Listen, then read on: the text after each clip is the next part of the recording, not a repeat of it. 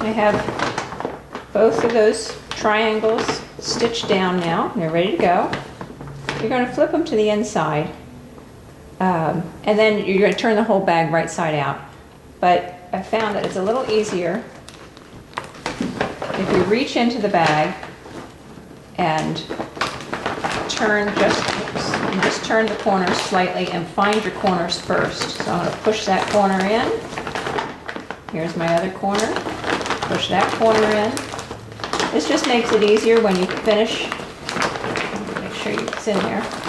So those corners are kind of dimpled now. I'll do the same here. That's my first corner.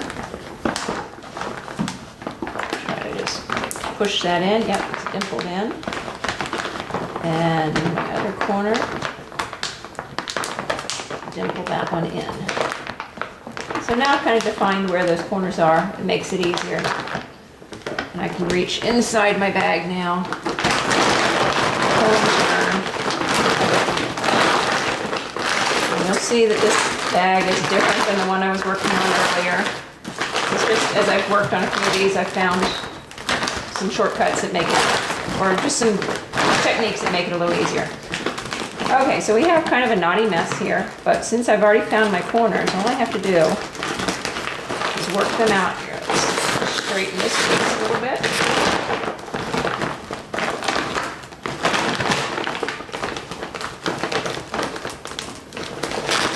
And the corners are pretty well popped right out there.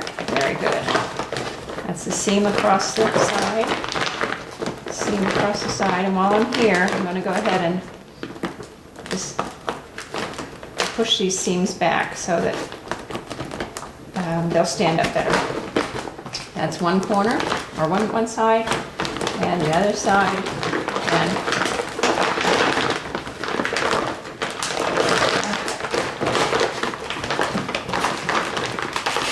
yeah, it's a big help if you have already pressed out your corners pretty much before you turn, because otherwise it gets kind of in a ball and tight and a little more difficult to turn back.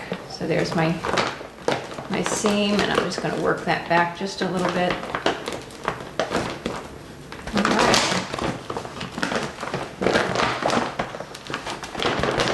So had I gone ahead and put the other strap on here, which I didn't because I was working very quickly, just to show you these couple of techniques. But there we go. Now,